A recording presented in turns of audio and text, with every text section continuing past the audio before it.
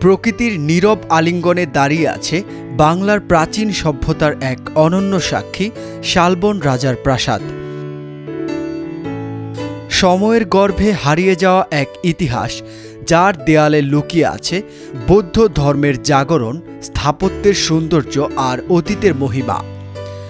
অষ্টম শতকে আরম্ভ হওয়া এই প্রাসাদ নির্মাণ করেছিলেন দেববংশীয় রাজা ভট্টদেব। মূলত এটি ছিল একটি মহাবিহার, যেখানে প্রায় ১১৫ কক্ষ বিশিষ্ট ভিক্ষুকদের আবাস গড়ে উঠেছিল। বৌদ্ধ শিক্ষালয়, ধ্যান কক্ষ আর প্রার্থনার স্থান নিয়ে গড়ে উঠেছিল এক প্রাণবন্ত জ্ঞানকেন্দ্র।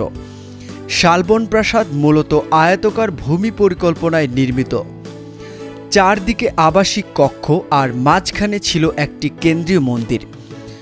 লাল পোড়ামাটির ইট আর টেরাকোটার নিখুঁত কারুকাজে গড়ে ওঠা এই স্থাপত্য আজও বিমোহিত করে দর্শকদের।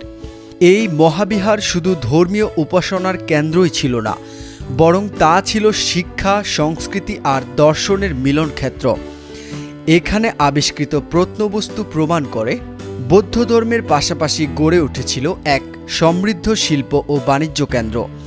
আজ এই প্রাসাদ কুমিল্লার ময়নামতি প্রত্নতাত্ত্বিক এলাকার এক প্রধান আকর্ষণ। প্রতিদিন শত শত দর্শনার্থী এখানে এসে ইতিহাসের সান্নিধ্য লাভ করেন আর প্রাচীন বাংলার মহিমা নতুন করে উপলব্ধি করেন। এই প্রাসাদ কুমিল্লার ময়নামতি প্রত্নতাত্ত্বিক এলাকার এক প্রধান আকর্ষণ। প্রতিদিন শত শত দর্শনার্থী এখানে এসে ইতিহাসের সান্নিধ্য লাভ করেন আর প্রাচীন বাংলার মহিমা নতুন করে উপলব্ধি করেন।